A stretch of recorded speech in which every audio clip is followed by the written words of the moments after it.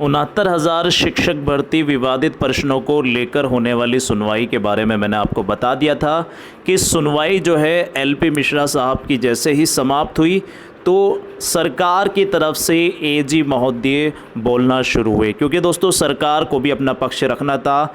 LP Mishra साहब ने जहां 4 प्रश्नों पर कॉमन अंक या फिर भर्ती पर स्टे देने की मांग की, तो जज साहब भी उनसे कहीं ना कहीं थोड़े बहुत सहमत नज़र आए। उसके बाद दोस्तों जब जज साहब सहमत नज़र आए तो एलपी मिश्रा साहब की सुनवाई को समाप्त कर दिया गया, क्योंकि लगभग 3.5 घंटे तक एलपी मिश्रा साहब बोले। और उसके बाद दोस्तों क्या हुआ कि सरकार का आर्गूमेंट कोर्ट ने सुनने के लिए तैयार हुआ। कोर्ट ने सरकार का आर्गूमेंट सुना और एजी महोदय ने इसमें अपनी बात सारी की सारी रखी। अब देखिए क्या बातें रखी गई, मैं आप सभी को बताने वाला हूं। फिलहाल जो है लखनऊ खंडपीठ में सुनवाई को समाप्त कर दिया गया है।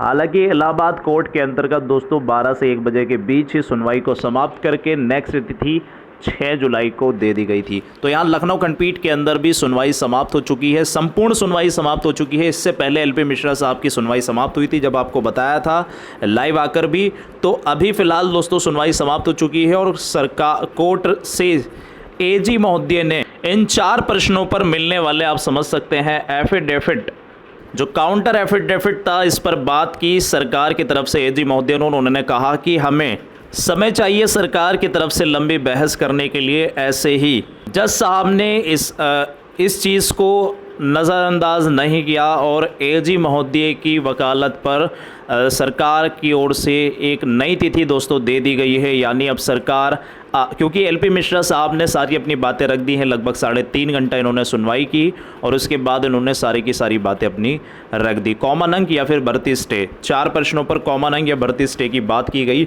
अब सरकार को अपना सारा का सारा पक्ष रखना है। इसके लिए दोस्तों अगली तारीख सोमवार की लगा दी गई है और 10:30 बजे ये केस सुना जाएगा।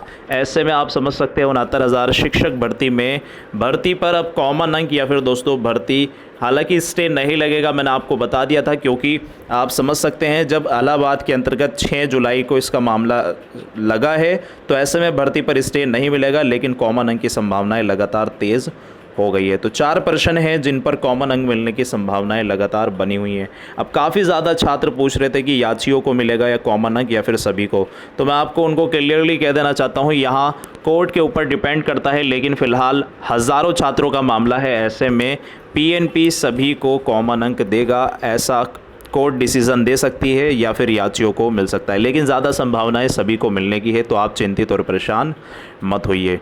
तो जैसे ही कोर्ट ऑर्डर आएगा सारी चीज़ें विश्लेषण के माध्यम से आप तक बता दी जाएगी। फ़िलहाल इस वीडियो से इतना ही। Thanks for watching video. Take care, bye bye, God bless you all guys.